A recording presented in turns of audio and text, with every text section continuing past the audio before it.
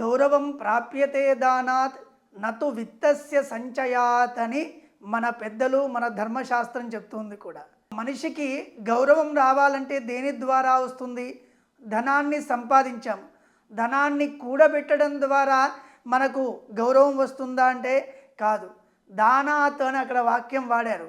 అంటే మనం వచ్చిన డబ్బులో ఎత్కించి దాన ధర్మాలు చేస్తూ ఉండాలి.